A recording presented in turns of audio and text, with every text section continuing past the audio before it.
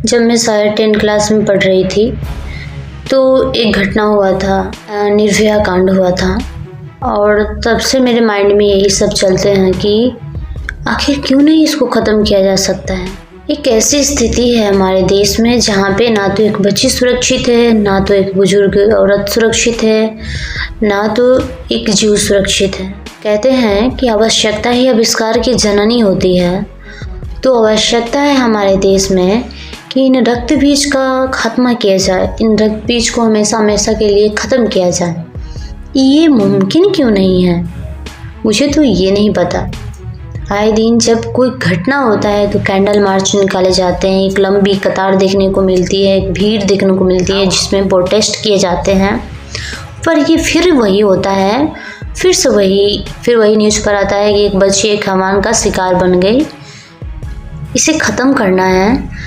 मैं सभी लोगों से हाथ जोड़कर विनती करती हूँ कि जितने लोग भी मुझे देख रहे हैं, सुन रहे हैं, उन सभी लोगों से रिक्वेस्ट है कि उस हाथ में मोमबत्ती लेने से अच्छा है कि आप लोग सपोर्ट कीजिए, क्योंकि आप लोगों के सपोर्ट से ही मुझे प्रेरणा मिलेगा और शायद मेरे अथक प्रयासों से और आप लोगों की प्रेरणा से, आप लोगों के सपोर्ट से शायद मैं ये प्रयास कर पाऊँ वहाँ तक कि हमारे देश से इस हैवानियत नामक जो एक धब्बा लगा हुआ है ना, इस हैवान को हमेशा हमेशा के लिए समाप्त कर दिया जाए। यूँ कहिए कि इन रक्त बीज को हमेशा हमेशा के लिए समाप्त कर दिया जाए तो कितना अच्छा रहेगा, जहाँ पर हर बेटी, हर बच्ची सुरक्षित रहे।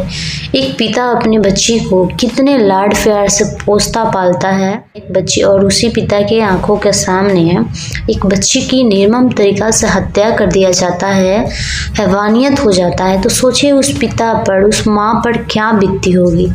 बस इस सभी को देखकर ही मेरा लक्ष्य यही बन गया, इस हैवानियत को जड़ से ख़त्म करने के लिए। और मैं भारतवासियों से निवेदन करना चाहूँगी कि अगर आप लोग अच्छे कार्य को सपोर्ट करेंगे ना, तो हमें लगता है कि वो दिन दूर नहीं जब इन रक्त बीजों का सफाया हो जाएगा। सो प्लीज़ सपोर्ट कीजिए, सब्सक्राइब कीजिए, और आप लोग के सपोर्ट की बहुत ज़रूरी है, मुझे नहीं बल्कि इस भारत की उन सभी बेटियों के लिए जो आज के समय में डर डर के सफ़र करती है, डर डर के अपने जीवन को ढकेलते हुए ले जाती है। Thank you so much. जय भवानी।